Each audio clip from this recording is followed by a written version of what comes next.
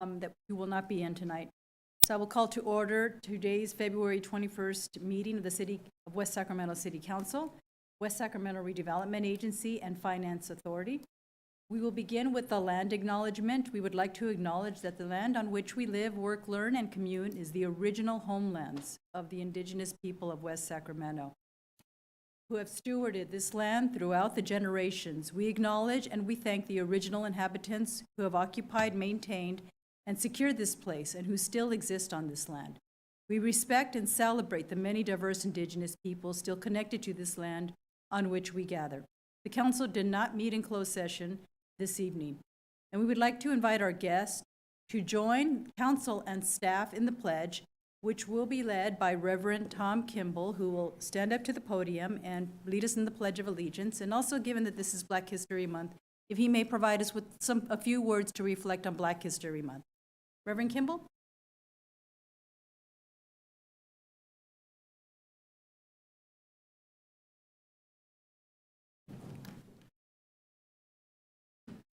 I pledge allegiance to the flag of the United States of America and to the republic for which it stands, one nation, under God, indivisible, with liberty and justice for all. You are always catching me off guard. Thank you, Reverend Kimball. As is noted on our agenda, City Council is prohibited by state law from discussing or taking any action on items that are brought up under item 1 for public comment, but it provides an opportunity, an important opportunity for a public forum. The public is given an opportunity at this time to address City Council on issues not listed on the agenda. And we do ask that anyone wishing to address the council on this or any other item this evening to please fill out a request to speak card and return it to the clerk. We accept the request to speak cards up to the conclusion of the reading of the staff report on any particular agenda item. Once the staff report has been read, we open the item up for public comment. The clerk will announce your name for you to walk up to the podium to speak.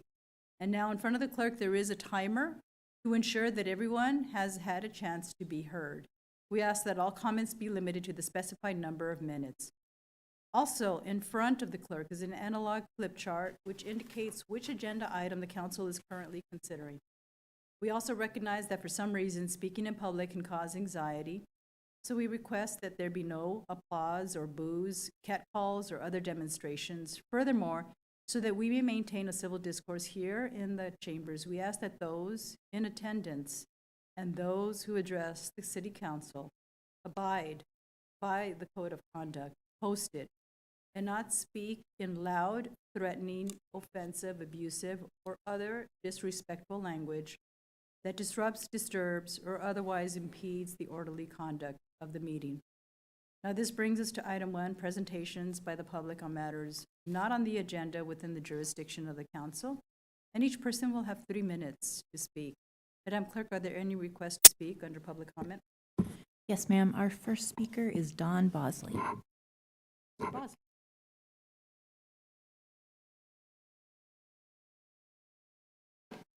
Good evening, Mayor Guerrero, Mayor Pro Tem Orozco, Councilmember Acala. Great to be here. I'm Don Bosley. I'm the Executive Director of the Mercy Coalition, and I'm stopping by simply to express gratitude to this council.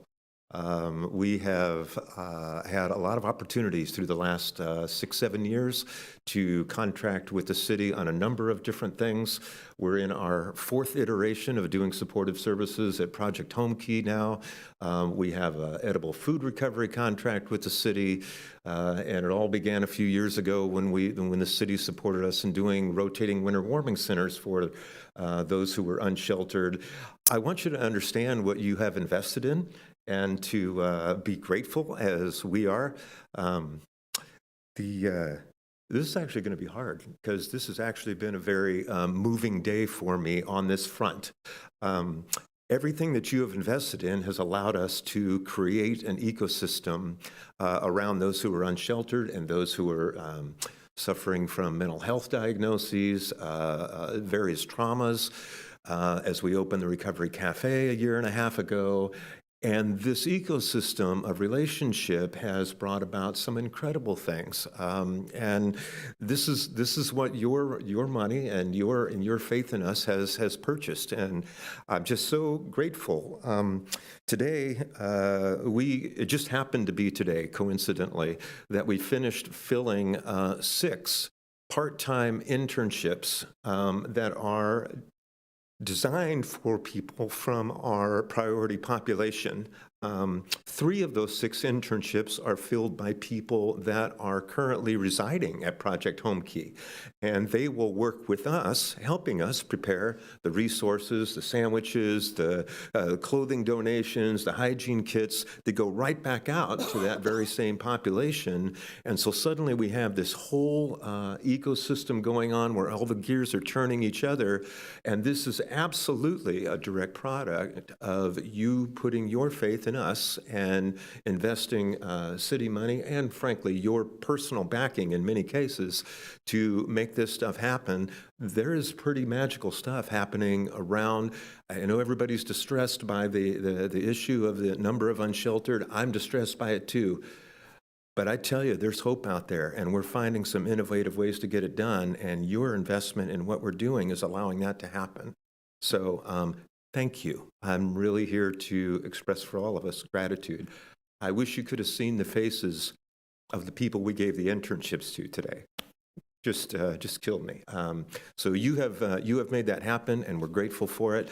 Lastly, you are all invited to the Mosaic City Breakfast on March 21st, which is a benefit for the Recovery Cafe, but also celebrates this spirit of restorative community. Thank you.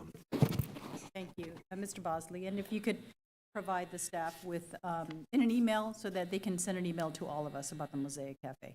Will do. Thank you.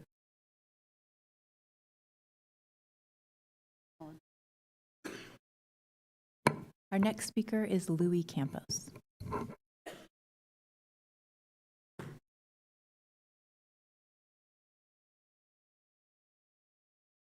Good evening.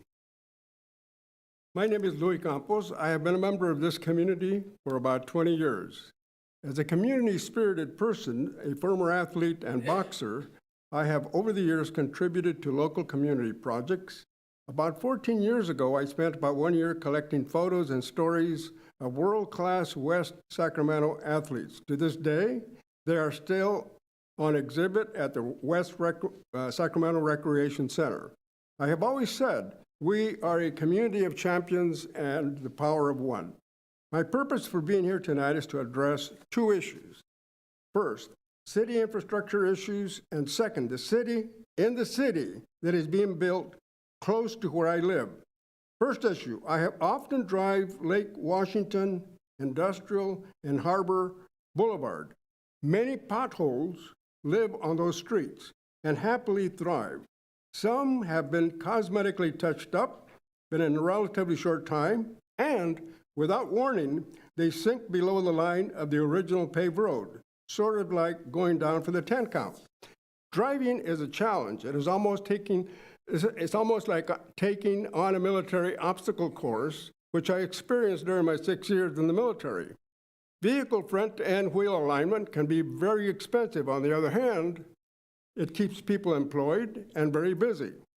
The boulevards are heavily traveled by trucks. Depending on their business, they are the economic engines of West Sacramento. However, this brings a lot of road wear and tear. With future planned growth, it is essential that the infrastructure be a solid companion of that growth. Also consider traffic congestion and climate change. Second issue, the city in the city. The Connect Southport Apartments located at the corner of Lake Washington and Jefferson Boulevard. This complex is designed for 322 new apartments, parking for 504 cars and 20 bicycles. The addition of 504 cars is also of deep concern in terms of impacting Jefferson Boulevard. For sure, this is not a car-free housing development. To be clear, I support affordable housing, given that I worked in the field of farm worker housing for many years. In conclusion, the Connect development is a high-density development compared to the rest of our community. Neighbors are concerned that this high density of apartments destroys the neighborhood identity in terms of what currently exists. I refer to how the community was originally planned by integrating single-family housing, multiple family, and apartment design concepts. The idea was to blend our living space into the most neighborly, appealing way possible. Thank you. Thank you, Mr. Campos. Guy Stevenson. Up here again to advocate for the police and for the fire department. As you know, in the last couple of months, there's been 3 people that have been involved in fatalities right here in West Sacramento, and it's right over in the Southport. I've talked to these people. They spend numerous hours of resources, the police, the fire department, the deputy coroner, investigators. I just talked to the deputy investigator for Yellow County, and they spend hours and hours doing paperwork, the police. You people don't have enough cops over here. You also don't have enough fire department over here. Public service for the city over here is very, very important. They need to saturate, and I mean saturate, with police over there in the Southport area. It's now becoming a drag strip over there on industrial and Lake. Anywhere over there is becoming a drag strip. The guy that just got killed last weekend, he split his car in two. And they thought there was 2 cars there. And then the kid before that just graduated from high school last year. That's unacceptable. And that could have been prevented. And I know that it's very, very touching when people lose a family member. And I've buried many, many people in my industry outside of here. And I've seen the faces on people, their families, when they lose a loved one. The problem with the city council here, no disrespect, is that you people don't think that policing and fire isn't important on your books. You guys give them a year contract, which is, I've never heard of anything like that before, the police, because they don't do that. Usually do 2 or 3 years. But that's just the way the city over here operates. But the number one thing, and I'm going to push it as long as and if I have to bring people, I will, is police, fire, because it takes lots of hours, lots of resources to investigate these accidents. And if you saw this accident last weekend, you would shake your head. And I was just telling him when I saw that car, it was split in 2. All these cops have to stay there and do this paperwork. They got to wait for the deputy coroner, which is way over in Woodland, the coroner's office. Then they have to get parking enforcement. You have all these resources tied up for hours. I'm asking you on your next agenda that you need to put more money into the police and the fire department. Plain and simple. I would appreciate it if you do that. Thank you. Thank you, Mr. Stevens.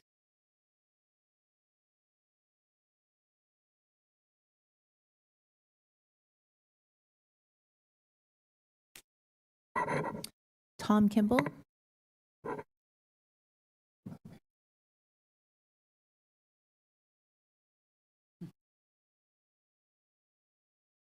Good evening, Mayor, council members, members of this community. I'm here to support my 19-year friendship with Louis Campos. We are part of what we call the Geezer Club. We walk the neighborhood at least 3 times a week. And our major concern, potholes. We almost fell down this morning crossing Mojave and Linden. The streets are tearing up. It's becoming more and more difficult to drive without encountering potholes. So I would just urge us to keep in mind potholes, potholes, potholes. Thank you. Thank you, Reverend Kimball. Just wanted to ask Mr. Campos and Reverend Kimball if you're familiar with the West Connect program. If not, maybe somebody before you leave can help you understand the West Connect program, which is a program that we use to report potholes, and staff be able to help you, telephone call. Thank you so much. And so somebody here will follow up with you about that. You're welcome. Kat Strictly?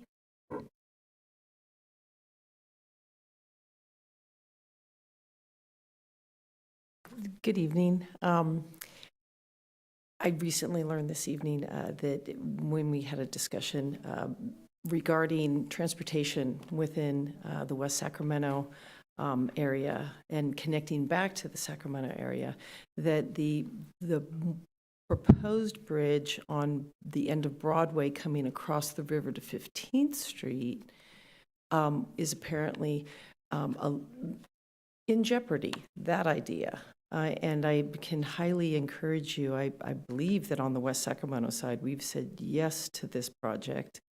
But if there's any way that we can help influence those on the Sacramento side to allow that project to continue, that would be fantastic. I've ridden my bike in and around the Midtown Sacramento area for many years. It's my main mode of transportation, and getting over to anywhere within that end of Sacramento is a bit of a struggle. Tower Bridge is the one connector right now. But if we can somehow work together with the city of Sacramento and make that more of a reality when the other bridges go in, that would be fantastic. Thank you for your support on that. Yeah, thank you. We have no additional requests to speak on item 1. All right, with that, we'll move to presentations. We have a proclamation recognizing February 2024 as Black History Month. And tonight, we welcome the River City High School Black Student Union. And if you could please stand, I wanted to introduce the representatives here. It is Morgan Burton, the advisor, and Patrice Griffith, the co-advisor, Helani Griffith, the treasurer, Kiana Council, the BSU member, and Joshua Guerrero, another BSU member. And I will read it, the proclamation, and then go down, if we can all come down. And, first I'll let you provide any feedback and comments as well. And then we will go down for a photograph. Is that okay? Okay, great. So whereas February marks Black History Month, a time to honor and celebrate the extraordinary achievements and contributions of African Americans throughout history. And whereas we acknowledge the resilience and courage of African Americans who have confronted adversity and championed justice, paving the way for equality, peace, and progress in our society. And whereas we pay homage to the remarkable individuals who played pivotal roles in shaping our nation's history, from the courageous activists of the civil rights movement to the trailblazers who have excelled in every field, enriching our economic, cultural, and political landscape. And whereas Black History Month traces its roots back to the establishment of Negro History Week in 1926 by Carter G. Woodson and the Association for the Study of African American Life and History, highlighting the ongoing journey of African Americans to new horizons and social realities. And whereas this Black History Month serves as a call to action to uphold the principles of equality and justice, to affirm the value of Black lives, and to redouble our efforts to address systemic disparities in healthcare, housing, education, and criminal justice. And whereas the city of West Sacramento remains steadfast in its commitment to fostering an inclusive community where the contributions of all residents, past, present, and future, are acknowledged and celebrated. And whereas it is with pride that the city of Sacramento honors the rich heritage and enduring legacy of African Americans in our community. Now therefore be it proclaimed to the City Council of the City of West Sacramento does hereby declare February 2024 as Black History Month, and urges all citizens to join in commemorating our diverse heritage and culture while reaffirming our dedication to building a more equitable, peaceful, and prosperous society for all, proclaimed on this day, February 21st, 2024. I just want to acknowledge Councilmember Early, who is not present with us, put forward recommending you to be able to receive this today. And just wanted to ask if you have some comments. Thank you, Mayor Guerrero. I've been fortunate, and my name is Patrice Griffith, to advise these students and help Miss Morgan Burton, who is a teacher at River City since 2018. I'm just a parent who really is trying to fill in the gaps for the children of our city. So hearing something like this, it just touches my heart. It makes that representation matters. So thank you so much for acknowledging this for our city as a whole. And I'm going to go ahead and let two of our students speak tonight. I'll let them come forward. Sorry. Hi, I'm Kailani Griffith. This is my mama. Yeah. But throughout my 16 years of life, I've been blessed to be surrounded by the beauty of Black excellence. As I grow older, I learn more of my family's history and Black history. I would not be here today without their sacrifices and accomplishments. If my ancestors did not stand up for the right of education for those who look like me, I wouldn't have the opportunity to speak to you this evening. My peers and I can create the change that has been dreamt of for generations. We are the future, and with the help of our elders who give us opportunities and knowledge in life to help us succeed, just like you have presented us this evening, we can create a positive change in our society. As my peers and I continue to grow in a positive direction for the next generation, we can teach them what you have all taught us and continue the positive cycle of a better future for all.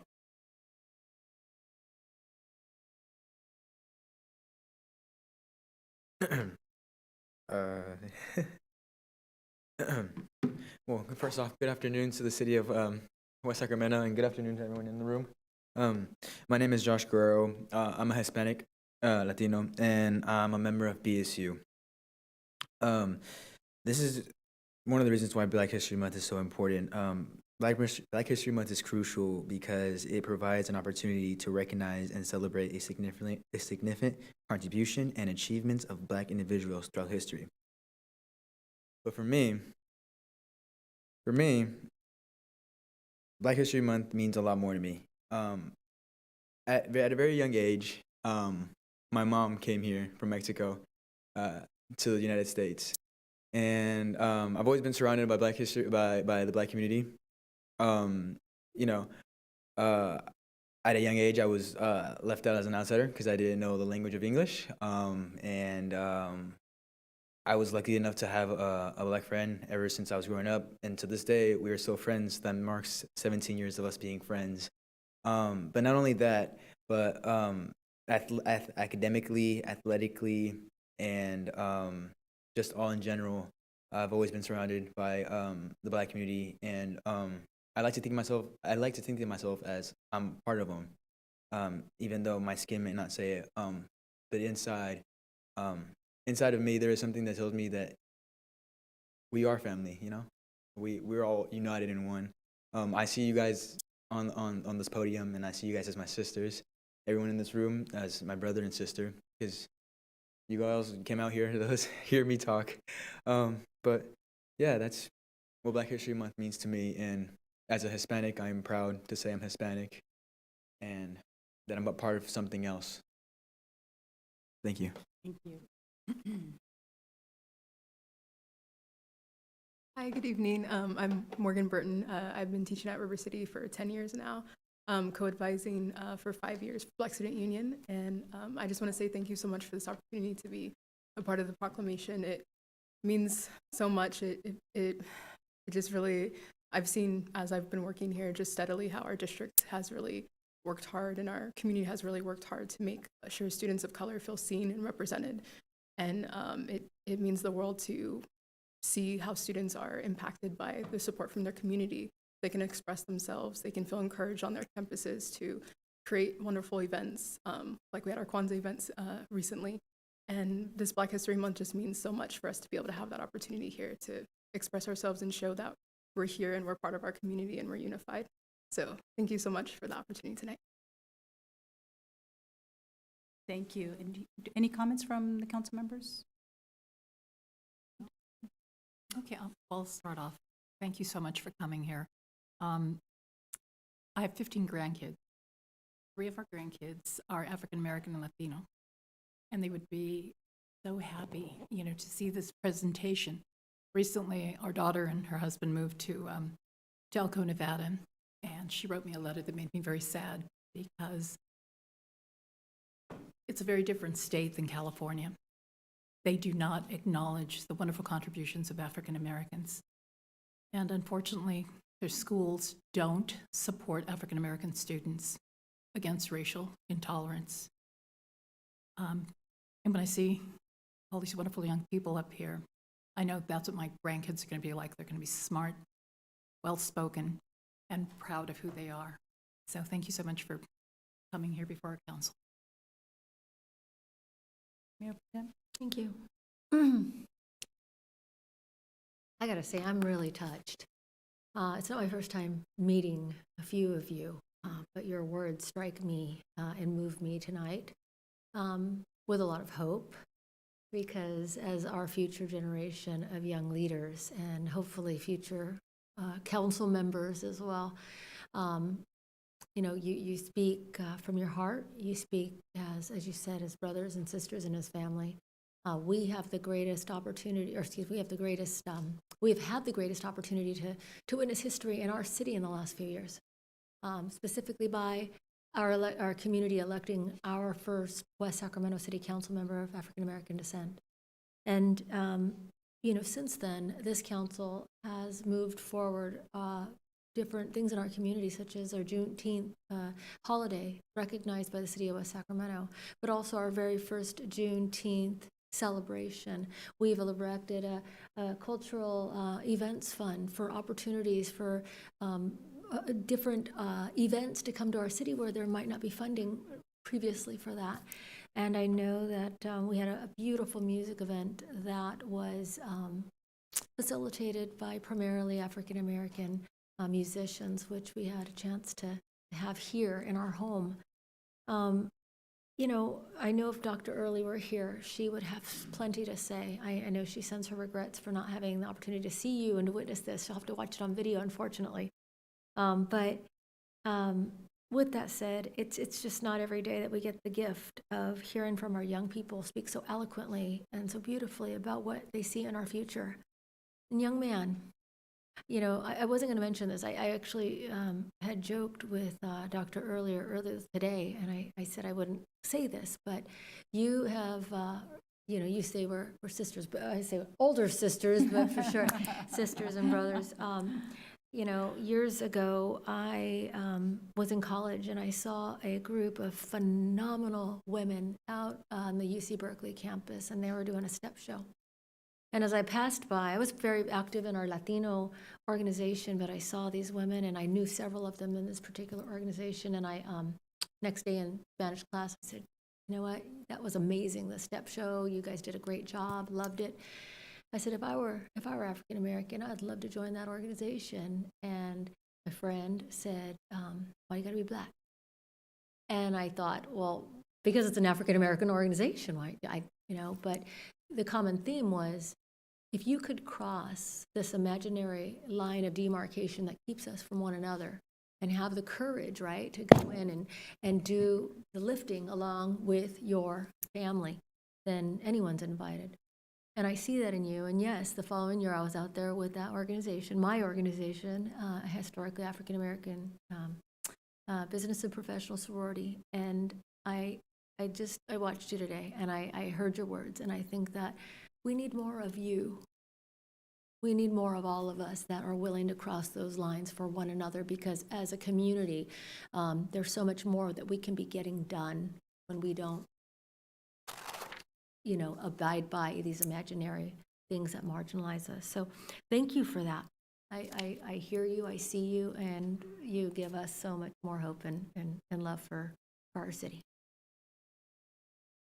Thank you, Mayor Pro Tem Orozco. And I just want to say, so touched as well by your remarks, your presence, and what I've experienced in the Kwanzaa celebration. Thank you so much for inviting me and allowing me to be a part of a very, special event holiday, and allowing it to be happening in the school as well. I think that was a great choice, and to be inclusive of inviting other, people from the community. I did see a mom who adopted children that are Black, and it gave her an opportunity. She was Caucasian, to have an event for her children who are Black to be able to celebrate.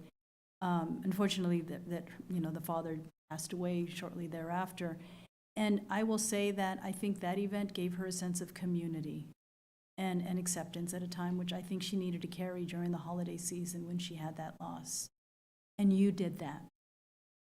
You provided that for the family.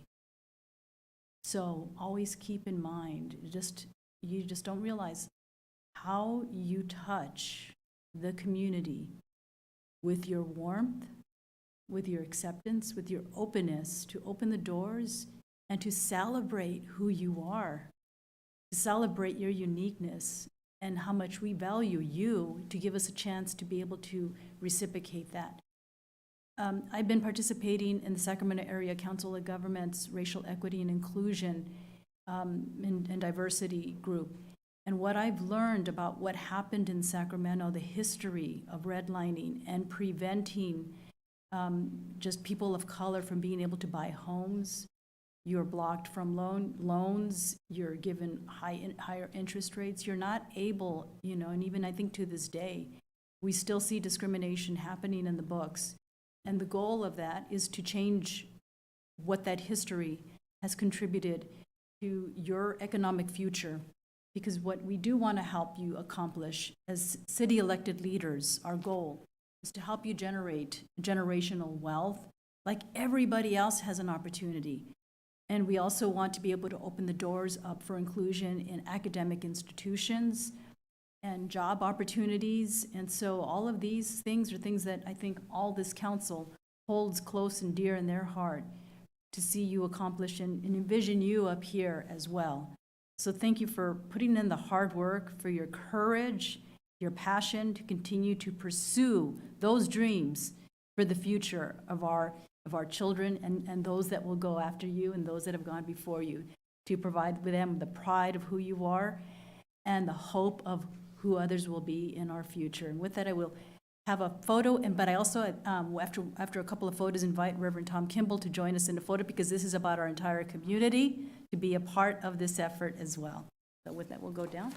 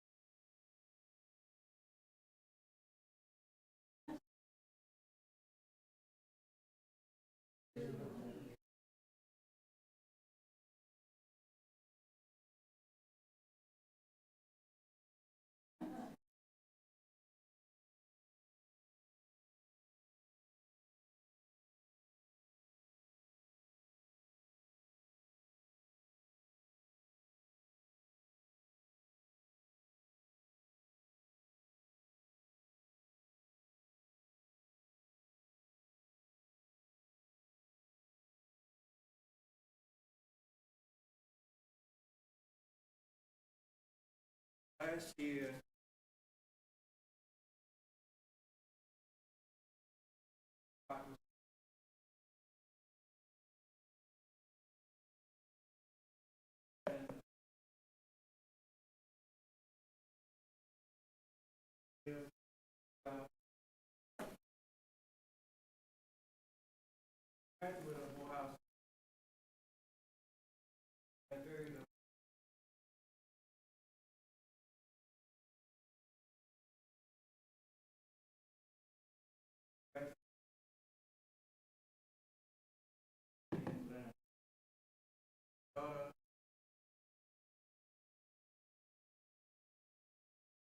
So we are a part of this always.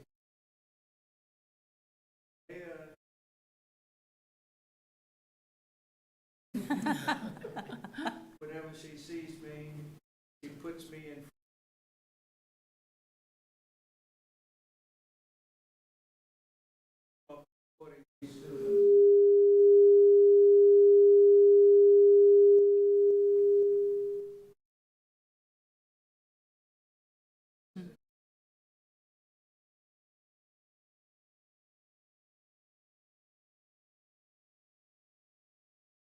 Thank you, Reverend Kimball. All right. Next, we have our consent agenda items 3 through 8, and I believe we have a request to speak, Madam Clerk, under item 3. Yes, ma'am. So I will pull item 3 and ask for, if there's no request to pull any other items, a motion to approve items 4 through 8. Oh, sorry, did you move? Oh, I'll second. If you move, I move. All right, Councilmember Alcala moved and Mayor Pro Tem seconded. Madam Clerk, please call the roll. Councilmember Alcala? Aye. Mayor Pro Tem Orozco? Aye. Mayor Guerrero? Aye. All right, that item is approved. Item 3 is, let's see, who is the staff for that?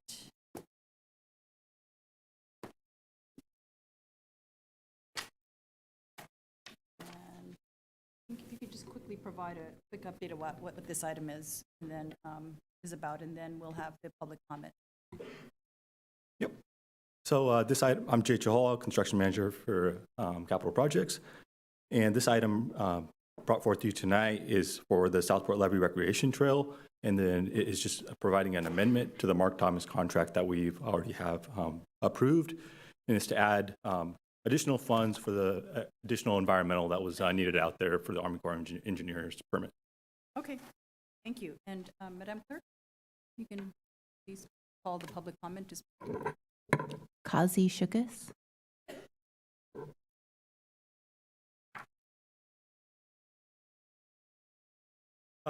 In reference to the levee trail, I've been a member of the community engagement team that was put together 4 years ago.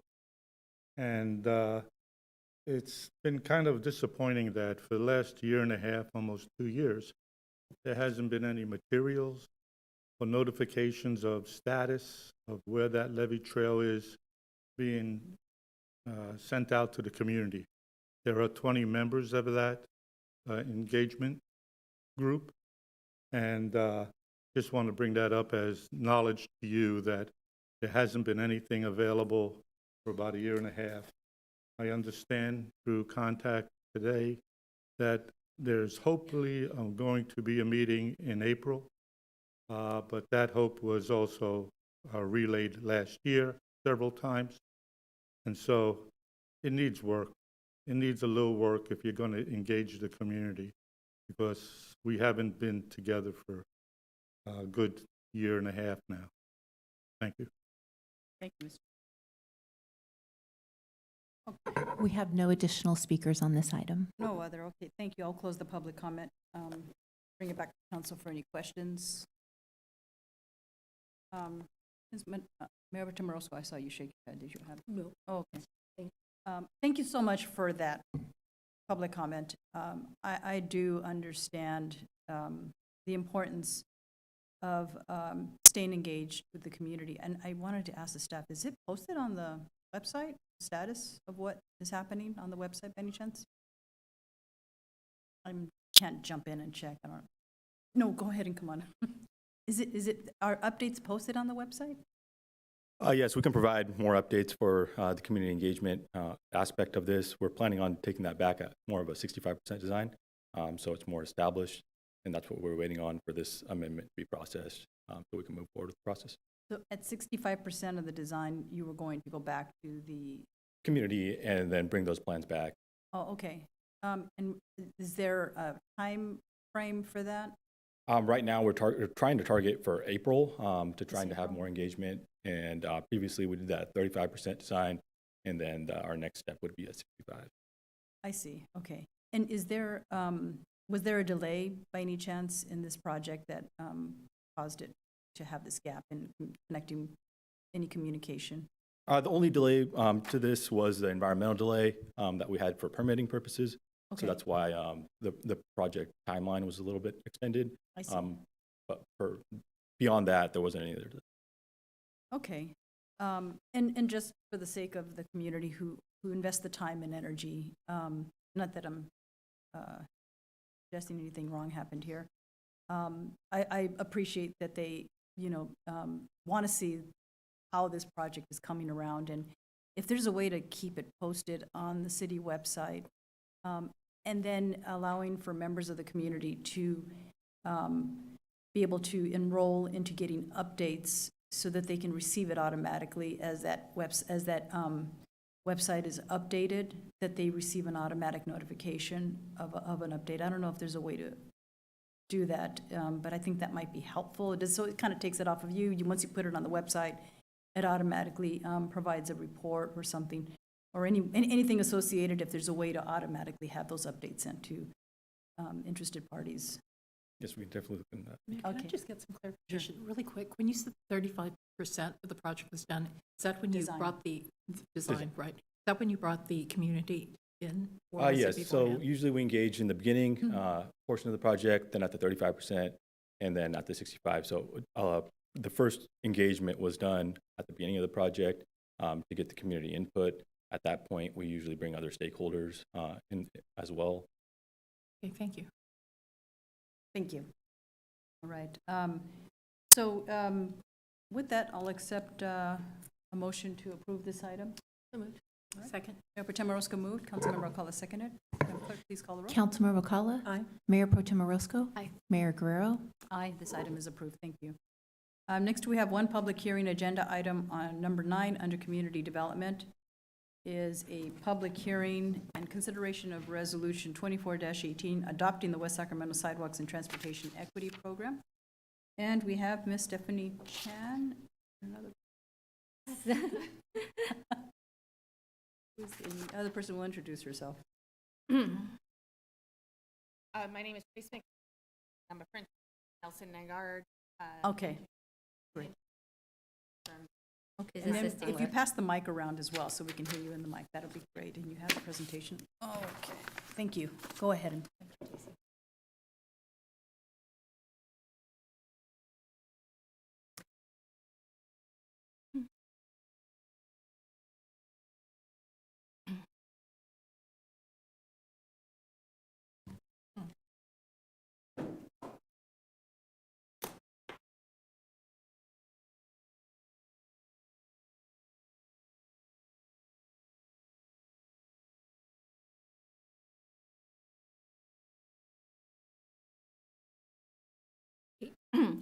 Good evening, Mayor Guerrero and members of the council. My name is Stephanie Chan, and I'm a senior transportation planner with the Community Development Department. I'm here today with Tracy McMillan, our consultant from NN Engineering, who serves as our prime consultant for the development of our sidewalk and transportation equity program plan.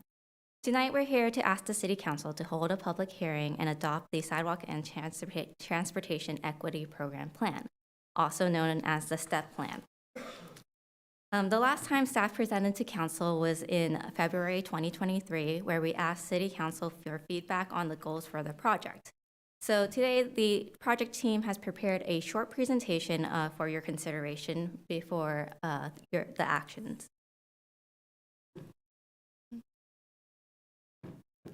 I do not think my clicker is working.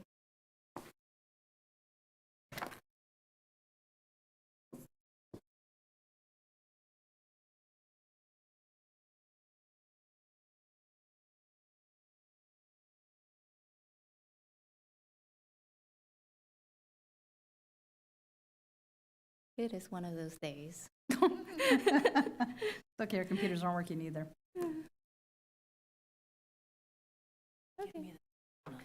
Okay, so we'll be doing that. Next slide.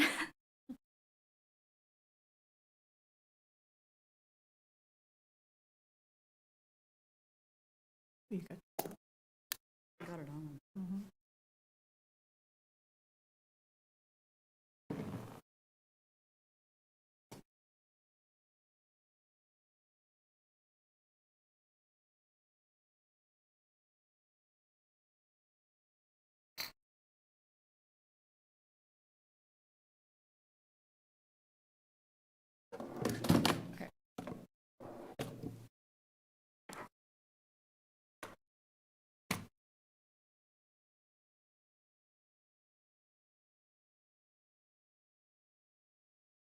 Can we just go like this?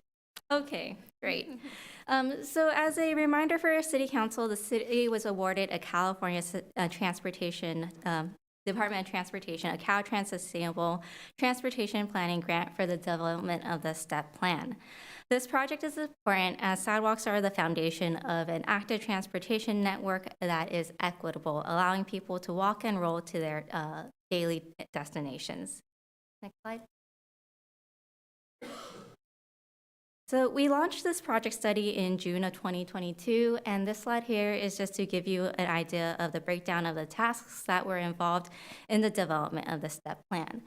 We did a lot of citywide inventory and assessment of the sidewalk asset throughout 2022, and we developed a prioritization framework and a implementation and investment strategy that really led into the development of the STEP plan you see tonight. Additionally, I want to highlight the public engagement process. I'll get into a bit more detail of the public engagement and outreach activities we conducted as part of this plan, but as you can see from this slide, we had a very extensive public engagement effort that went throughout the process, the beginning to the end of the plan development, and we included a community advisory committee that comprised of 9 members of the community that provided us feedback and insight at certain checkpoints throughout the development of our plan. Next slide. So as the project team moved through the STEP planning process, we presented the City Council with the following program goals in February of 2023.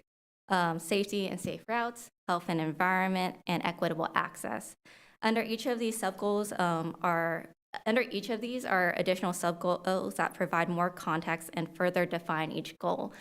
For example, under safety and safe routes, we have reducing pedestrian-related facilities and collisions, safe routes to school, safe routes to park and healthy retail, and safe routes to essential destinations. Next slide. So as the project team moved through the STEP planning process, it was important to lead with equity, and that was one of the basis of being awarded this grant and in the namesake and title of our Sidewalk and Transportation Equity Program. As such, the project team employed practices to reach target audiences, which included people who rely on active transportation, people with limited English speaking proficiency, and people with limited internet access in order to close gaps and improve access to information. Next slide. So as part of the outreach and the development of the plan, the project team created an advisory committee, like I mentioned earlier, that consisted of 9 members. We hosted 7 meetings with these 9 members. We also held 10 focus group discussions with 72 participants, 3 sidewalk audits with 33 participants. We released a community survey where we received 475 responses, held 4 pop-up events that engaged with 175 attendees. I'd like to note that throughout this process, we provided interpretation and translation services for many of these engagement activities. We had Spanish and Russian interpreters join us for the sidewalk audits and pop-ups. Many of our flyers and surveys were translated to Spanish and Russian, and we hosted a community forum at the Slavic Baptist Church with Russian interpreters. All this engagement shaped the development of our STEP plan, which we then shared a draft plan through a virtual community workshop with an in-person viewing option. And we also released that draft STEP plan for public comment in December through January. And we also provided translation excerpts of the executive summary in Spanish and Russian. We also coordinated with Meals on Wheels and our community partners at the Broader Bright Community Action Network to distribute flyers and encourage engagement with encourage engagement during the public comment period. Next slide. At this point, I'd like to introduce and turn it over to Tracy McMillan from NN Engineering, and she'll go over the development of the STEP plan. Thank you very much, Stephanie. Thank you for the opportunity to speak with you today. Next slide. As Stephanie mentioned, The plan is based on 3 particular goals that were identified early on in the project process. In the RFP that was originally submitted to Caltrans Sustainable Transportation Planning Grant process, and then affirmed through the Community Advisory Committee as well. So the 3 goals, again, were safety and safe routes, health and environment, and equitable access. An important part of identifying potential projects that would come out of the STEP plan was to then take those goals and allow us to identify variables that would allow us to score potential projects that would be related to each and then tie back to each of these goals. All of that process was informed by a best practices review, a public engagement process, and the participation that our community advisory committee or community advisory group had throughout the project process and gave us input on to see if we were aligned with their values, the values of the city, and the values of the project overall. So in terms of the prioritization criteria and factors that went into this process, under safety and safe routes, we took into consideration proximity to key destinations, the number of pedestrian and bicycle-involved fatal and severe injury crashes, population density and the posted speeds within city streets. Health and environment looked at asthma rates and type 2 diabetes rates. And then in terms of equitable access, of course, we took into consideration the database of sidewalk inventory that had been gathered and looked at sidewalk absence and gaps, the density of older adults and youth within neighborhoods and on street segments, as well as the zero vehicle households and people with disabilities, again. And all of this, again, the process of this plan was always to center equity in the actions that we were taking throughout the project. Next slide. That scoring fit into an overall process of going through a prioritization process to come up with this final list of projects. We first had to define looked at what to find a project, and we were looking at street segments that group together that may be along a primary city corridor, within a neighborhood and near a city school, park, or other major destination, or street segments that were around a similar land use, such as a commercial, mixed use, or multifamily housing. We also wanted to identify equity priority areas within the city that would later be applied as a weighting factor in the scoring. And so we were looking at equity priority areas that were identified as being the population that identified as Black, Indigenous, or people of color in that area was greater than 70%, and this was at the census block group or tract ID level. The population living below 200% of the federal poverty level was greater than 40%, or the geography was in the top 25% of tracts in Yolo County that identified as disadvantaged communities per SB 535 and the Cal EnviroScreen 4.0. These are also consistent with the environmental justice indicators through SACOG. So again, also trying to align the city for grant opportunities going forward. And what we also, as we applied then the scoring factors to street segments, we also then took the process of prioritizing the missing sidewalks that we identified through this scoring process, which allowed us to then form projects from those scored segments as using those criteria that I mentioned earlier to define a project, applying that equity weighting, and then ground truthing our findings with our community advisory committee and through stakeholder engagement in interviews we had with key stakeholders in and around the community. Lastly, we did apply what we call an implementability screen onto projects, looking at considering what potential cost of projects were, what the funding sustainability to move projects forward, could a project be done in phases, consideration of current and planned projects that are happening within the city, and also consideration of the geographic spread of projects throughout the city. Next slide. So this allowed us to develop a proposed project list of 12 projects. Again, this was ground truth with the community and through the Community Advisory Committee. The projects were focused on filling sidewalk gaps primarily. And we want to point that out that some of the projects may have limited spot improvements that were identified, but the focus is on filling sidewalk gaps. There may be intersection improvements that are identified with a project that could be included at a later date. But again, we want to fill the sidewalk gaps, and that was the focus of the project. Again, I also want to emphasize that projects may have come up as scoring high, but if it was a project such as Sacramento Avenue that was already in development as a complete streets plan, that was not in our final project list because there is already work being done to develop a plan associated with it and design in that process. So from that, next slide, please. As I said, we developed 12 projects, and we have 5 projects that were developed further in terms of concept plans. Those projects were identified as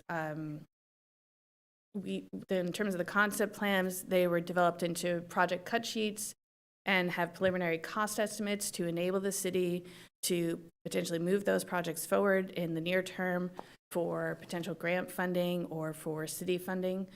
Those were identified as the strongest candidates to do so.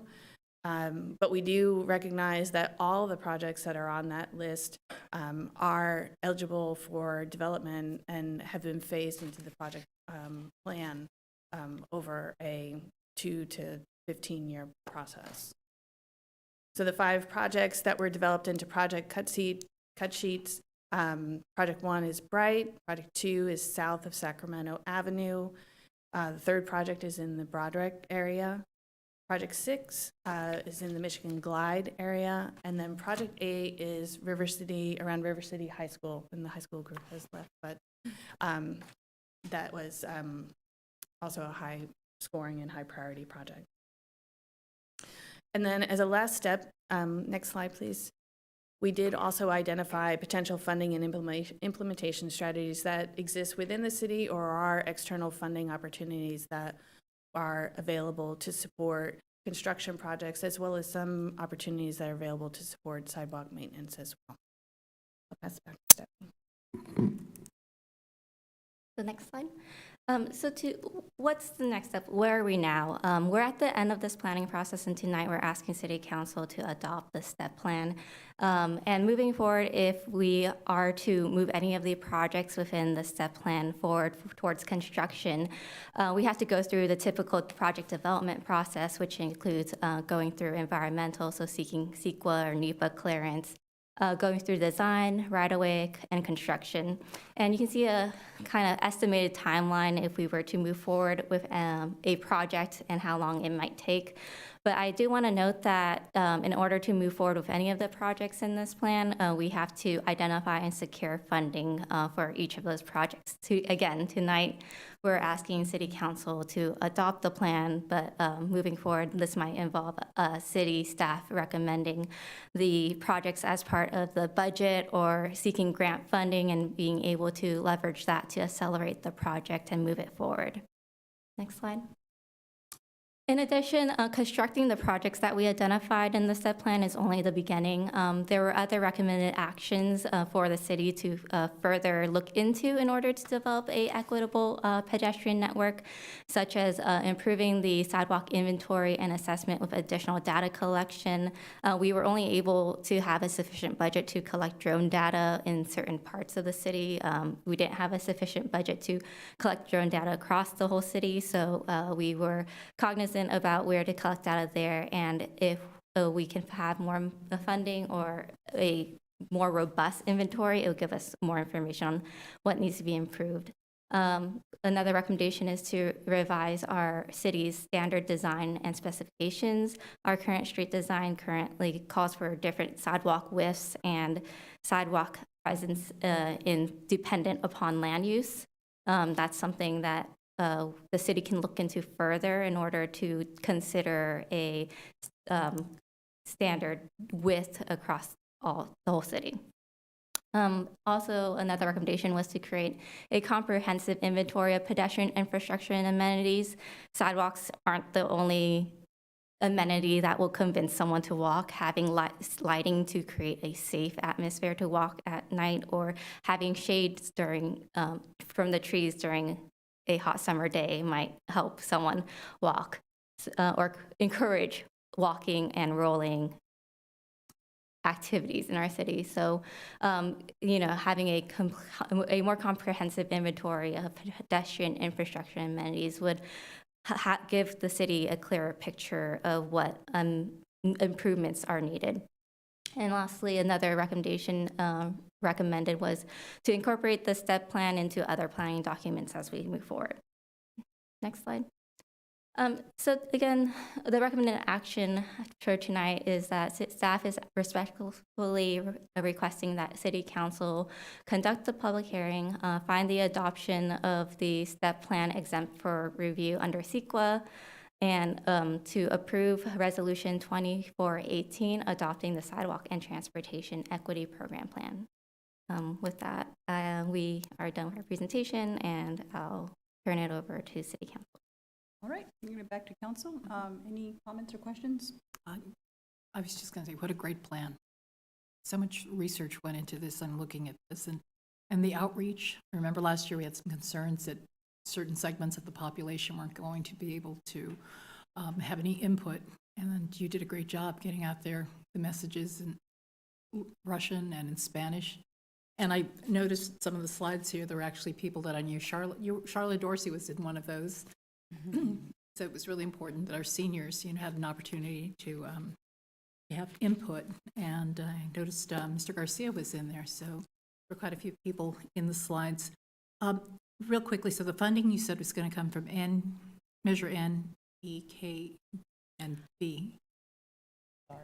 Yes. So the chart of funding right here doesn't assign any projects to the funding sources necessarily. That will be a decision that is upon council. These are just eligible funding sources that we could, that our project team has identified that we can tap into. Mm-hmm. All right. On the modification for a standard size, you said that the city currently has, it sounds like we have sort of outdated modifications for different roads and streets in different areas for different reasons. And you're recommending a modification to standardize all this also?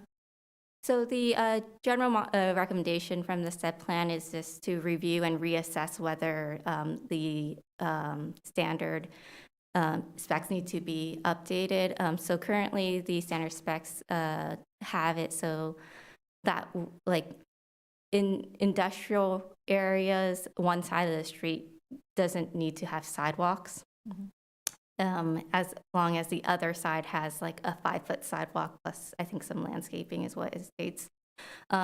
So the recommendation from the project team was to reassess and reconsider if that is really developing a equitable pedestrian network for the city. And part of the STEP program would also be to consider trees and lighting when sidewalks go in. So this would be more pedestrian friendly. So the cost, if I'm correct, doesn't include pedestrian amenities, that at least the cost that NN Engineering helped us develop for the concept plans does not include landscaping or lighting amenities. That is a effort that if the city is interested, staff can further develop those in later design phases. But that is also to take into consideration the existing standard of that facility or street. So a lot of our areas, if you scroll back to the slide with the priority projects, mm-hmm. As you know, like a lot of the area in Bright and Broderick is there's houses there and the sidewalks are where the sidewalks are. Yeah. There is only so much room for like putting in a tree that would be the sufficient well size for a tree that wouldn't cause further damage to the sidewalk or road. So in that case, pedestrian amenities are something that the city can take into consideration in the future phase as we further develop these concepts and projects. But right now, the concept plans we have focus solely on the sidewalks. That's perfect. And I'm so glad that Broderick and Bright, Sacramento Avenue, those are older neighborhoods. So we didn't have, I guess, the city didn't have the infrastructure at the time, in place. I'm really glad that the STEP program came in. Thank you. Well, yeah, I do have a few comments and questions. Thank you for this. It's nice to see you back and to see where we are since our last presentation. I was curious, before I get the questions, I just wanted to say, for those of the members of the community that have been watching what we've been doing over the last several years, we've invested quite significantly in expanding our walkable, bikeable trail system, and this is part of the larger system of transportation, at least for those, as you put it, walk and roll. I like that. With the incoming Sycamore Trail overpass, and we just finished the 5th Street widening project, and we have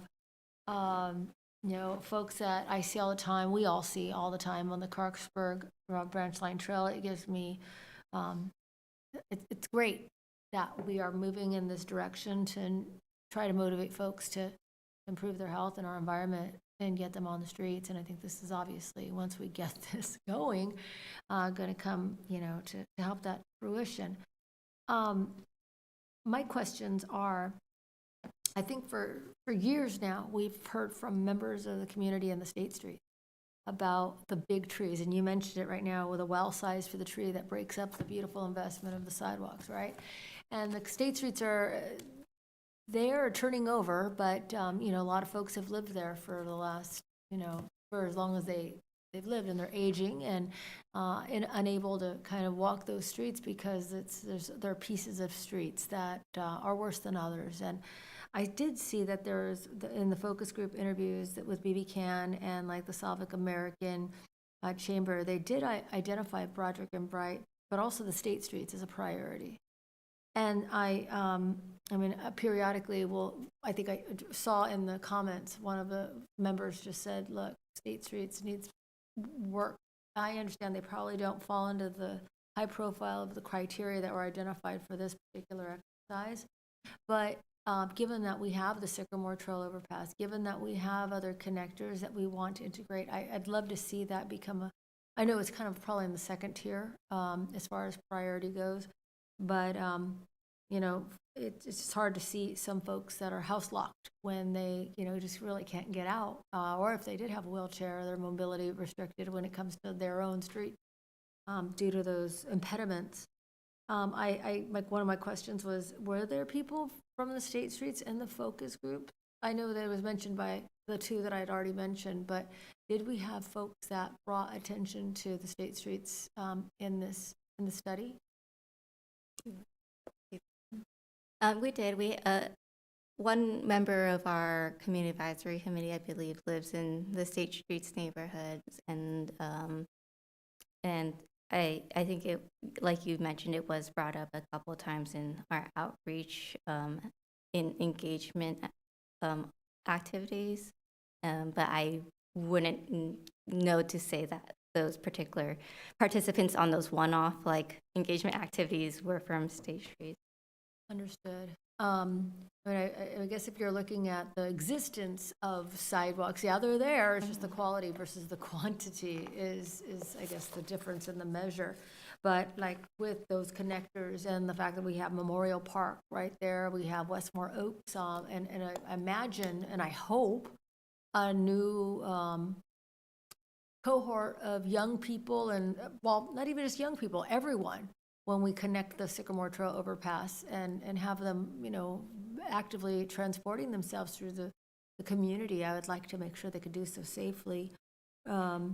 with the sidewalks there on some of those streets. So, let's see what else. The TMI Commission, it says no feedback or policy guidance between the draft and final step plan. Was there initial feedback during the draft? There was some feedback. So we presented to TMI Commission pretty regularly last year. I think we went with about four presentations through the year. And there was comment and feedback throughout the process. So by the time we presented the draft plan, it was material that they've already gave a lot of input. Okay. All right. Well, so long as there was feedback at some point that was taken into consideration. And then I guess finally, I did notice, like Councilmember Alcala mentioned, that, there was a very robust effort, and I appreciate that you outlined that in here to, effectuate community engagement. Of course, even despite all of that, right, it's just a small fraction. We can't, it's very difficult, I understand. I just wonder if like online surveys and text, links and things like that could be something that we could consider for not this, obviously, we're past that point, but in the future, we definitely, you guys put a lot of work into that, and we still only had a few hundred that participated, well, so it seems, but it's great to see the effort. I think that might be it. I just, I think that, as mentioned in the report, chronic illness like asthma and diabetes and heart disease, a lot of that can be mitigated, I think, when we have an active community. And I know we're building toward that. You see more people out in the streets now, especially with destinations within the cities. These coffee shops popping up. And we have beautiful ones on Jefferson Boulevard. Hebrews just opened, and folks want to get there. I just want to make sure that they have the opportunity to get there safely, as you do as well. So look forward to hearing more.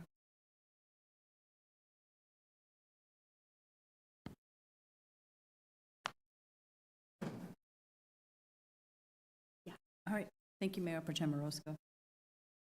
Just want to say that I participated in a couple of these, and I also saw the surveys, online surveys that you posted, and received one. I think I'm signed up, and I know that we have a sign-up process to receive information notices. It's on a personal email so that I can, just see what other people are getting. And I feel like I think there was a pretty robust process to do outreach, which contributes. Not only that, it is, I think, a formula that I understand that you took into effect to make a determination, aside from the input, the public input, to make a determination, which was going out and taking a look at, going by foot, taking a look at the streets yourself, which I think is pretty significant as part of this process. And taking a look at some of the strategies or some of the challenges that are out there among those that haven't had sidewalks, period, for many residents who've been living there, I think, 20, 30, 40 years, and will now be able to have the opportunity to have a sidewalk, taking a look at the timeline, hopefully soon, so that, if anybody's relying on a wheelchair, a walker,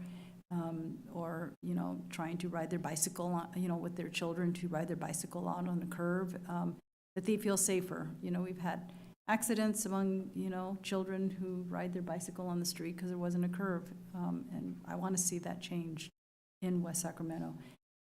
So just given this opportunity from Caltrans to be able to promote a more equitable distribution of our resources where it hasn't been the case for lack of funding, not lack of attention by any prior council members in our history, but lack of funding was a barrier. And now to see that we have all sorts of funding sources, and including the CIPs in certain areas, to be able to fund this in the future, which I understand will come back to us for a determination once you kind of put together the budget. And for us to make a decision based on the prioritization that has been established here, which I'm very supportive of, and trust that everything you've taken into consideration has significantly weighed into establishing these streets in the prioritization. Would love to see all of West Sacramento get taken care of, but I know that's cost prohibitive, and we just need to work on it one step at a time. And so appreciate all your hard work. And I was really looking forward to this day, to see this happen. I spent a little extra time with you today to hear some more information. And thank you to the entire team for your hard work and being able to get out there, even with the pop-up events, to reach out to as many community members as you possibly can. I think you were on Earth Day too. There was an Earth Day pop-up, where you were out there. And I saw a lot of residents who attended that event. It was pretty good. So sometimes I think it's really hard to capture how many people participated, doing some of those things. So I just think the hundreds that you did, there were probably more. And then I do know community members such as Charlotte Dorsey and Jim Brewer helped with the outreach as well. And so just appreciate our community members who have a connection and provide contribution in reaching out to the community members who don't have the normal channels of ways of connecting and providing some feedback. So thank you very much for that. And so just going to allow for public comment next. Madam Clerk, are there any requests to speak? Before we pass to yes. public comment, can I just acknowledge the rest of our project team that's here tonight? Oh, yes, you may. And very importantly, Civic Thread, our partners in community engagement, they are really so instrumental in driving the community engagement forward in the community and making sure it is as inclusive You raise your hands as so we can see possible. who you are. Okay, And great. our Thank you. community advisory group members, and as well as my partner, my deputy project manager, and in engineering, Jolene Holland. And we really thank you all for the opportunity to be part of this project, and thank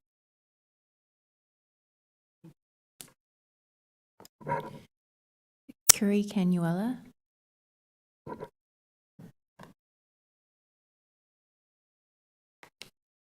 Hello, good evening.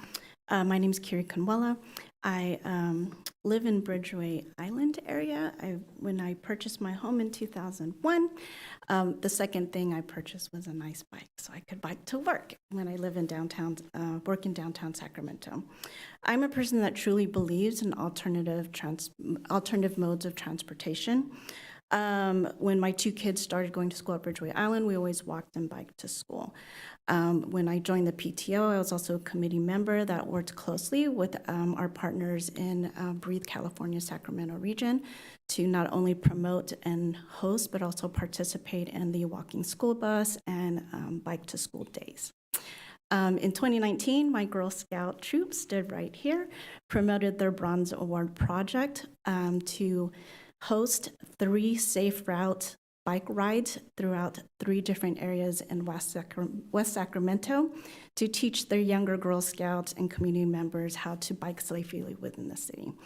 So as someone who truly believes in this, when I saw the opportunity to participate in the Sidewalk and Transportation Equity Program, I was one of the lucky 9 that got to be chosen for the advisory committee. I thought West Sacramento was like Southport Bridgeway Island. I thought we all had access to amazing sidewalks and bike trails, but participating in the program and going to the pop-up and listening to all the community members was very eye-opening. That there is still a lot of work that needs to be done within the city of West Sacramento. So I just stand before you to tell you that I fully support the STEP program. I think they do such a great job at putting together and highlighting areas of the city that definitely need vast improvement so that everyone has equitable access to alternative modes of transportation. So I just want to say thank you. Thank you. Kat Strictly.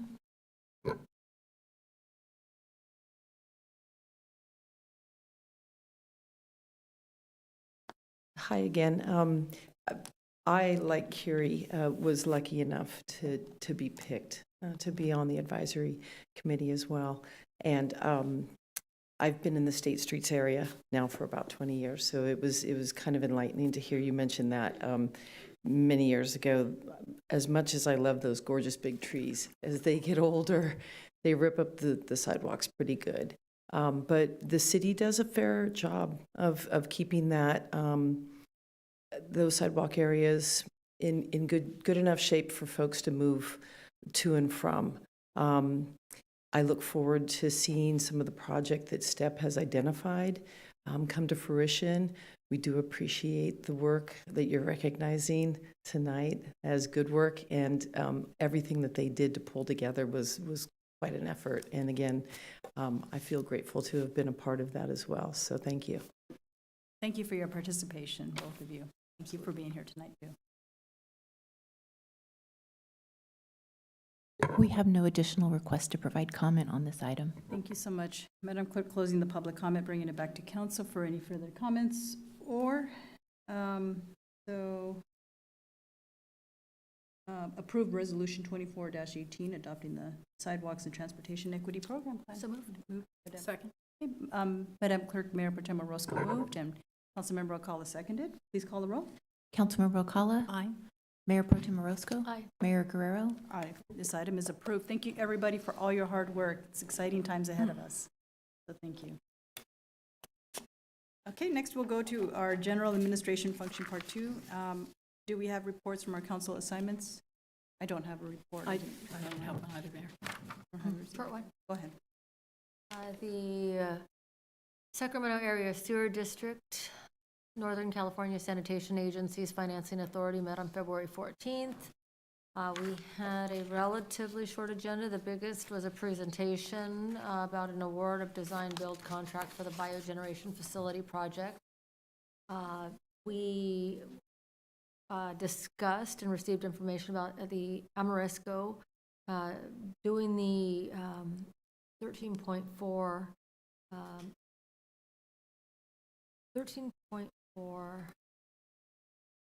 I put MW. I have to think it's, well, anyway, the capacity to produce renewable power and heat for the Echo Water Resource Recovery Facility.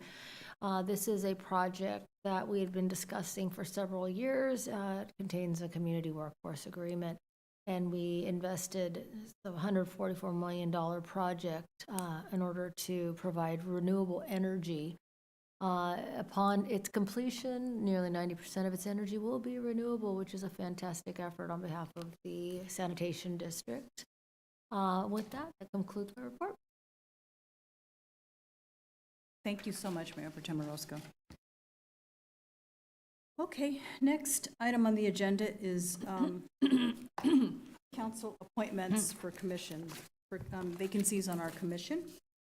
And we have 3 to fill. We have Parks and Recreation and Intergenerational Services Commission. We have 1 vacancy. Environment and Utilities Commission, we have 1 vacancy. Board of Appeals, we have 1 vacancy and 1 alternate. And for the Parks and Recreation and Intergenerational Services Commission, we have an application from a current commissioner who is an alternate.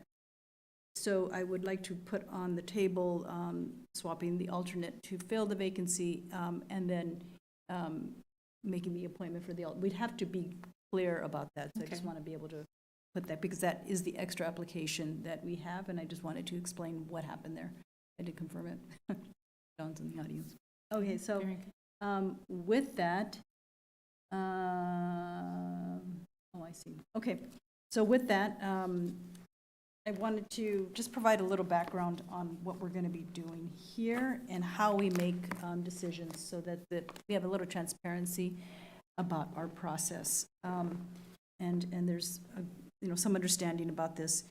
Initially, there was a request that I made for a youth applicant, and I received feedback that we had a vacancy. But what I didn't realize when I made that request, that vacancy was the vacancy we were trying to fill since last year, when the resignation of R. Maldonado from District 2 of the Parks Commission, that was the 1 vacancy we had for the youth to fill.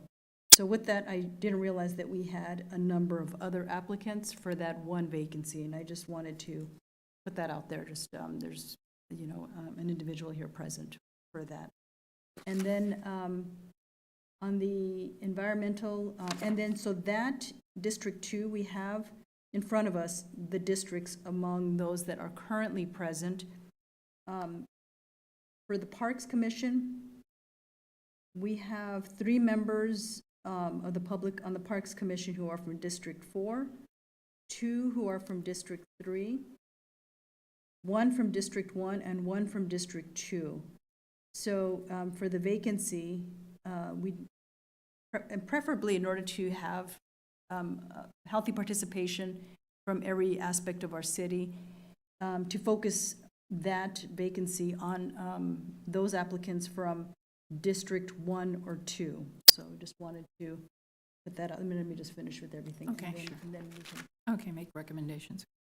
yeah. And then for the environment utilities, we have 3 from District 1 currently on that commission, 3 from District 3, and 1 from District 4. And so I think the preference for that would be somebody from District 4 or somebody from District 2. And then on the Board of Appeals, we have the vacant and the alternate vacant position, and we don't have anybody from District 1 or 2, but we only have applicants from District 1, so we're kind of stuck with that. So with that, we'll start talking about how to fill the Parks and Rec Commission. I would like to recommend John Archuleta. Okay. John Archuleta has an incredible history of working already with the parks. He was one of the founders of the Cleanup Graffiti. He's done incredible work out at Bright Park, Elkhorn, Alice Norman, and John has been able to actually activate a lot of community members to do that. That's really, I think, one of the things we want to do when we have these commissions, being able to have individuals there that have strong ties with the communities that they're in. John has also, done a lot of outreach on his own with Supervisors Mary Sandy and Oscar Villegas, who really encourage and applaud what John has been doing out in the parks. He has served on our City of West Sacramento Arts and Historical Commission, the City of West Sacramento's Chief of Police Advisory Board, the Yolo County Local Mental Health Board, the YCLMH Subcommittee on Communication and Education. He's a member of the Knights of Columbus, Brighton Broderick Action Committee. John is an incredible leader in our community, and I believe that having John on parks would just continue the incredible momentum. I asked John, how the public has reacted to this, and he says he asked people from the different parks throughout West Sacramento, and he says all they have to do is call me. He's actually been out there with out the locks with some of our city staff, wanting to assist anywhere that there's a need for it. So John has more than earned his place on parks. All right. Thank you, Councilmember Alcala. And I just have a question for the city attorney about public comment. Is there a requirement of public comment under this item? Is there a requirement for public comment on this? Yes. Okay. So we'll make our recommendations and then open it up for public comment. Oh. And then, before we take a vote. And then I wanted to ask Mayor Pro Tem Orozco what you. Well, I wanted to ask, do we have clarification about whether or not we Yes. have? Okay. 2 votes is needed. Right. Well, I don't disagree at all. I think John Archuleta is a fantastic candidate, as are many of these folks that put applications forward and had a lot of very interesting and diverse perspectives to offer when it comes to this very popular commission. And I agree that Mr. Archuleta has really contributed, especially to the Bright Park area, with a lot of the recent improvements. So I think he'd be a fantastic candidate. With that said, it's just disappointing that we don't have the capability of having, multiple, 2 per district, so that it's evenly represented. Given, I don't think that I might be wrong, but it feels like the commission's had a set number of vacancies for appointments, and then we went into districts, and it doesn't necessarily reflect the diversity. I think District 2 is poorly represented amongst all of them, which we've tried, but there's just hasn't been a lot of candidates or applicants, which the only hesitation I have is that we're losing somebody from District 2. So when I saw Adam Gonzalez has put his application in, and he's very active with the West Sac Soccer Club, which occupies a great place at Bright Park, representing hundreds of players. Also, representing an area in our community that is very underrepresented with very few voices, and that was his first choice. That was the only thing I was thinking was, I'd really like to see us invest in having someone from District 2 get a spot on this commission where they could engage civically with their preference and with that breadth of knowledge and reflecting a demographic that doesn't seem to be reflected as well on this commission. With that said,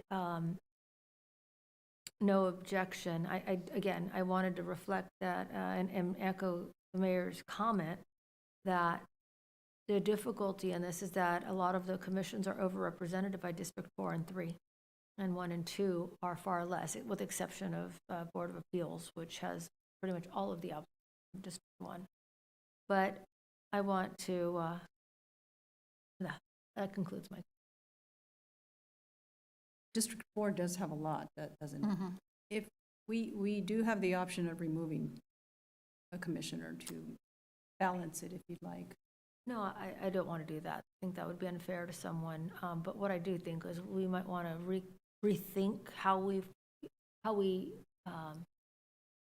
whether or not now that we will have District 1, which don't have a representative yet until the next election, but still we might want to rethink how we populate these commissions so that there is equal representations or appointments perhaps by each council member, so that way these commissions aren't overtly represented by 1 or 2 of districts. What I recall is we didn't have the applicant pool for the Parks and Rec Commission, but we do now. It seems like, Adam, who I believe also attended the Bright Park Community Master Plan event. I happened to meet him, and he shared his story and his experience. And also Alec, who's here, who's very interested. My interest has been to engage our youth more into our commissions, even begin in a youth commission, because I think our youth voice is fairly absent in our commission. And that's why I had asked Alec if I finding out that we had a vacancy, thinking that we had a youth vacancy, that we can include someone like Alec too. And then I didn't see that Adam had applied, but I'm glad he did, because I encouraged him to be more involved in civic engagement, because he was pretty vocal about he was opinionated about how the parks, not just Bright, but other parks regionally. And I just was inspired to see that he was interested in attending the Bright Park Master Plan, took the time out and represented his colleagues, the soccer, group that he says he was there to represent. And so, so we have the option of removing somebody from District 4 if we wanted to do that, and then replace it with somebody to have that. And then we also have the option, I would like to ask our assistant city manager about the option of expanding Parks and Rec for maybe a term, of how that would work so that we can include more participation. And that would require an amendment to the ordinance, because the composition is set by ordinance right now. So you'd have to change it to increase the number. And could that occur in a future agenda item? Mm-hmm. Oh, okay. Just wanted to ask your thoughts about that. So we can include, Okay. I would suggest that you keep it at an odd number. Oh, okay. Odd so number that for would votes. mean an Yes. increase of 2. 2. Oh, that's great. Okay. All right. What are your thoughts about that? And do we have the room? And I just want to add, we have our Parks and Rec director. If you had any thoughts about that as well, if you wanted to. I'm just threw it out here because I saw how many applicants, and I just really appreciated we have a more diverse group putting in a request to be a part of Parks and Rec. And I think that's the one commission where we have a lot of people. Madam Mayor, I do want to remind you that this is not on the agenda tonight. Oh, so, okay. So my suggestion would be if you, you could bring it back for a conversation, a workshop on whether you want to amend it. Sure, and I can talk to all of us. And you can could to certainly staff talk offline. Okay, sorry about that, Kate. Okay. Okay, so those are my thoughts, and I will, if there are no others, we don't want to take a vote right yet. We want to ask for public comment. You know, if we are still talking about it, if anybody has a public comment card they want to run up and give over to the clerk before we're done here, you may do so now, and because you didn't know that we were going to include public comment. But that a card needs to be given to the clerk if you would like to speak. Okay, with that, Madam Clerk, are there any requests to speak? We have no requests to speak on this item. All right, closing public comment, bringing it back to council for a vote. And it looks like I'm hearing the consensus on John Archuleta at this point. Well, I don't know that we do. I guess I didn't make a motion to recommend, but I would have given an alternative motion, not to discount, of course, Mr. Archuleta's contributions to the community, which are fantastic. But I also, as a representative who lives in District 2, really do want to see District 2 represented. And I appreciate that Mr. Gonzalez is of a youthful background, and he lives in the particular community that is significantly underrepresented and is a part of a very large community having to deal with Wright Park and local parks. So my recommendation would be for Mr. Gonzalez. Mr. Gonzalez. I am going to recommend removing a commissioner from District 4 to create that vacancy. I think that sounds fair. Yeah, and then that way we can have one from 1 and one from 2, so we can have 2. And we can, once we look at the ordinance reshaping, reinstitute back any commissioners that were here currently, and then bringing them back. But I also want to put on the table before we make the appointment, if this is for the alternate or if this is for the vacancy, because I do know we have one, we have Don Schatzel who is requesting for the vacancy and to move from the vacancy to the alternate. And if we can just be a little more specific on that. But I will, at this point, because we do have 2 great candidates from 2 other districts, I will put for a motion to remove Matt Hardgrove.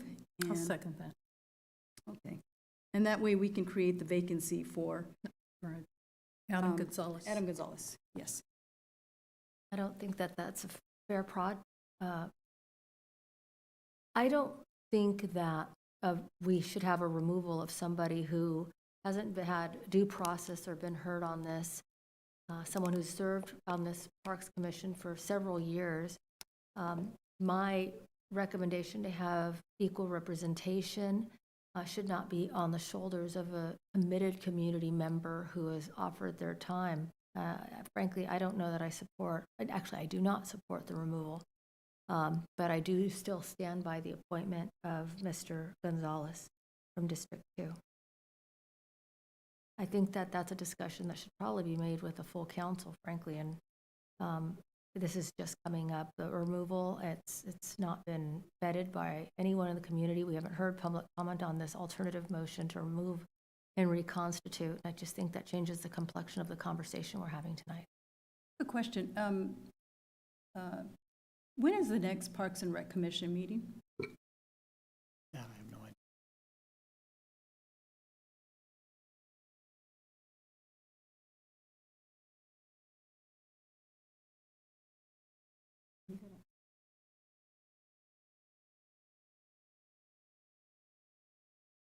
Vacancies for John. That's what I'm recommending. Want to make sure it's clear. Mm-hmm.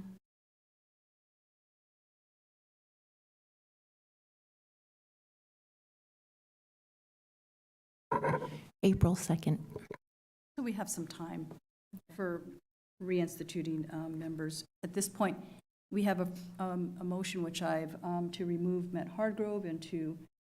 Mayor, I'm sorry, I'm not comfortable that that's properly agendized. The item, the general topic that's a standing reference on the agenda is council appointments, reappointments, removals. But then under it, we have specifically identified appointments to the following commissions. There's nothing to indicate there's going to be a removal of someone. Which is understandable. There is precedent for that. In city Removing council. someone without it being on the agenda? Yes. Okay, well, I'm giving you my recommendation. Yes, there is precedent for that. Madam Mayor, can you reference the precedent? I was removed from the Planning Commission without any reference.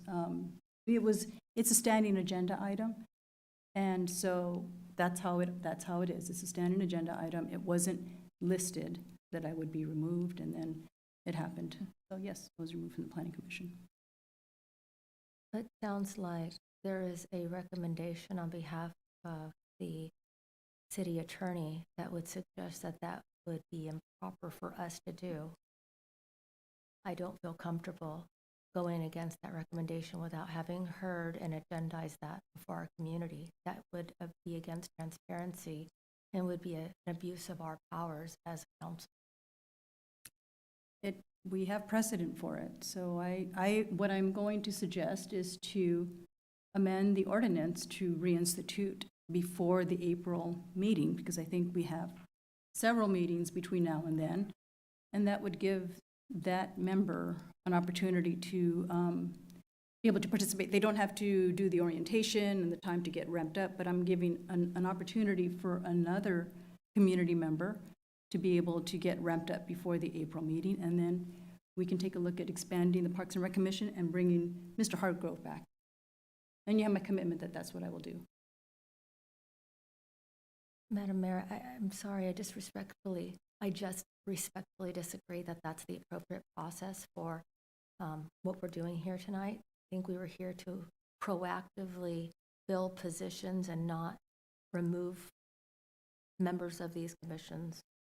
I'm all for expanding this in the future, but I'm not against making unsound policy or repeating unsound precedent as you represent as a council member. So I will not participate in that. Okay.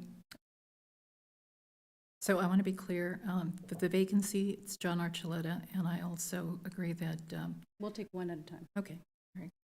And with that, since there has been precedent for removal, and it's a standing agenda item for council appointments, that I do believe this is okay, because I have experienced it firsthand. That's ultimately your call. Yes. And with that, Madam Clerk, I've made the motion, and Councilmember Alcala seconded it. Please call the roll. I'm sorry, can I have some clarification on the motion? Because I believe that there have been two motions. To remove, yes. It's one motion to have John Archuleta fill the vacancy on Park. So what we will do is, can you remove in your John Archuleta motion so we could put that motion back? So we can. Yes, I will remove that. And I don't know if I heard a second on that. And then it's the Matt Hardgrove removal that will be on, that will be taken, we will be taking action on right now. Since Okay. the motion that All right. Councilmember Alcala made for John Archuleta is off the table. And we'll be putting a motion for, and then, did you make a motion? I make a motion to appoint Adam Gonzalez to District 2, but I will not participate in any motion. So you made a motion. So we will, and you want to keep that motion? Let me clarify. If there is a vacancy on this Parks Commission, I recommend Adam Gonzalez from District 2 to take that vacancy. I will not support any rogue suggestion that we should remove a member of our Parks Commission without due process given to our community and for the member who would be removed unjustly, in my opinion. Understood. Okay. So So we have the motion to remove Matthew Hargrove, I seconded. You made the motion, I seconded. Is that what we're voting on now? So with that, I think Mayor Pro Tem Orozco made the motion for Mr. Gonzalez, and you made the motion for Mr. Archuleta. Okay, so we have two. No, I think City Attorney, did you have a? Councilmember Alcala removed her motion. I'm completely lost as to what we're doing. So you I'm had sorry. one, which you removed, and then you wanted to keep yours. And we will continue with yours, and then we will move forward. I So just want to point out. We don't that- have a second for yours yet, so you know. Can I make one observation? Yes. Under the municipal code, you make appointments and the council approves or disapproves. It's not really a motion by a council member to appoint someone. You nominate, Okay. and then the council either approves or disapproves of your nomination. Okay. Well, there we have it. So then I will, at this point, first start off with, so that I can create two vacancies, I will remove Matt Hardgrove. And this is really he will be restored back. I just want to say out loud that, we're looking at amending the ordinance in the future to restore, to have the odd number, to have two more vacancies. And there's an interest from members of our, community who are youth, who would like to participate and who are representative of areas of our city who are underrepresented right now on the commission. So that's what I would like to accomplish. So with that nomination, do we need a second? No. Yes. Okay, I need a second. For John Archuleta? You need to remove an Matt Hardgrove. action Yes. by the council. Okay, I second. All right, Madam Clerk, please call the roll. I apologize. I just want to clarify that the motion that the mayor is putting forth is to remove Matthew Hargrove from the Parks and Recreation Commission. Correct. Councilmember Alcala? Aye. Mayor Pro Tem Orozco? No. Mayor Guerrero? Yes. Okay. We now have two vacancies, and I will put both John Archuleta and Adam Gonzalez, as recommended by council members here, to replace the two vacancies. And at this point, I think I will also recommend that Don Schatzel be filling the vacancy, and we will have Adam Gonzalez be the alternate. And that is my recommendation here. Second. Mayor Pro Tem Orozco? Okay. Oh, sorry, Madam Clerk, that is the recommendation, and then Councilmember Alcala seconded. So the recommendation is to move Don Schatzel from the alternate position to one of the vacancies and to appoint John Archuleta to the second vacancy. That was created by the removal of Matthew Hargrove. Correct. And included in that motion is the appointment of Alec Gonzalez to the alternate position. Adam Gonzalez, Adam, correct. my apologies. That's okay. Councilmember Alcala? Aye. Mayor Pro Tem Orozco? Abstain. Mayor Guerrero? Aye. All right, this item is approved. And with that, I look forward to seeing how we can amend the ordinance to add, two additional participants who could help provide the diversity for the Parks and Rec Commission in the future. All right. Next is the Environment and Utilities Commission, and I would like to hear from the council members who you would like to appoint.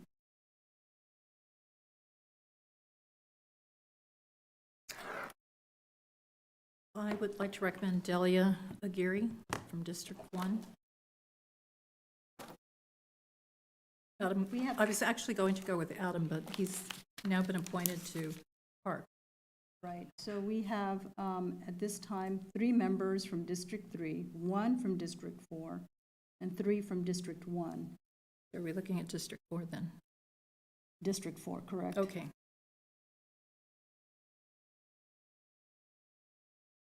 We have none from District, well, Adam's been picked for District 2, so, and he cannot participate in any other. Okay.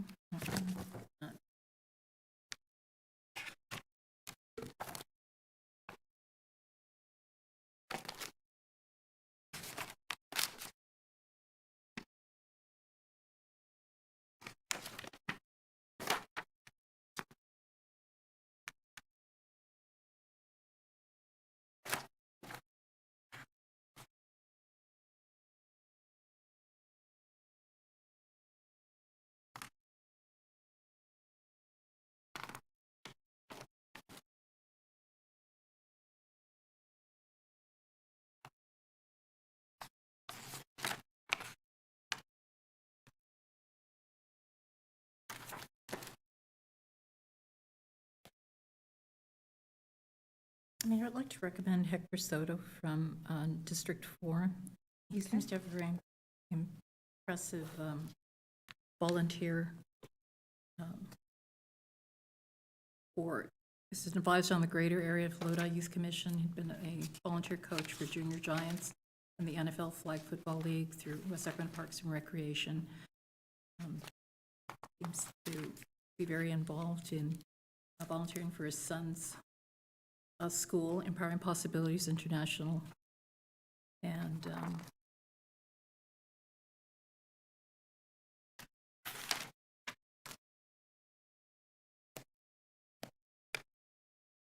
Mr. Springer's been involved as a finance executive in the field of energy efficiency and renewables. I would have to say that for utilities, that is very helpful. all right. I do appreciate members of the community who volunteer. This But is for looking the at utilities? I'm yeah, sorry. environmental utilities. So given his experience with energy efficiency and renewables, that does lend to It does seem to the environmental Dale in there. utilities commission appointment. I'd be fine with that, Mayor, with that recommendation. I was thoroughly impressed by Rachel Del Porto, who has been incredibly involved with the climate summit in collaboration, with both Okay. mayors. That's great, you're right, I agree. He has done community health and resilience task State Student force. Climate Summit. That's a good point. Thank you so much. Sorry, who was that? Rachel Del Porto. Okay. She's got great back as well. So she's page number 40 of 63.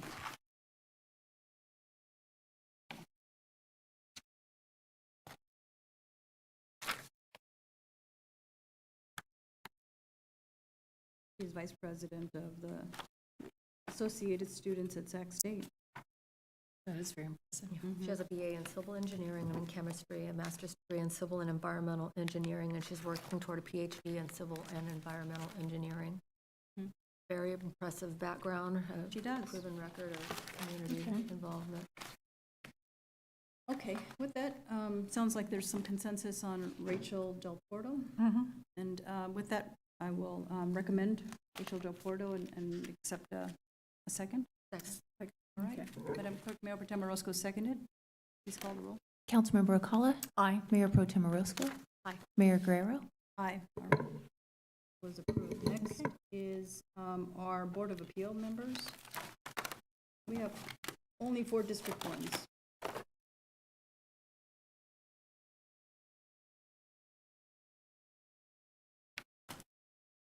If there are no recommendations, then I could just pick the first 2. Are we doing 2 appointments? Board of Appeal members. 2? 2. I Vacant and an alternate vacant. recommend Delia Aguirre for one of those. I second that. Okay. And then the next, I'll just put them both there. Might be easier to do one at a time, I think. And we can just do them both. It just might be that we disagree on the second candidate. Oh, okay, yes, then we, might happen. Then, Madam Clerk, I will recommend Delia Aguirre for the vacancy. And I'll accept a second. Second. Mayor Pro Tem Orozco seconded. Councilmember Alcala? Aye. Mayor Pro Tem Orozco? Aye. Mayor Guerrero? Aye. All right, next person.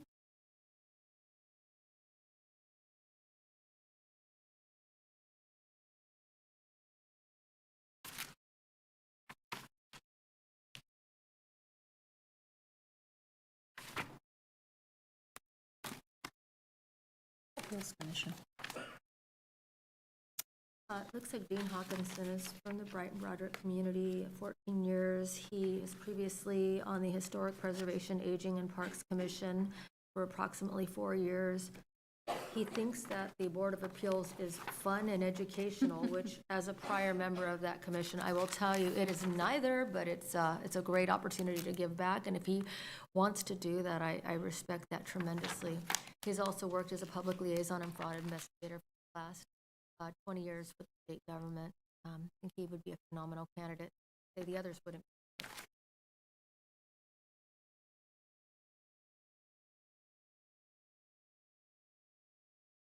Okay with that.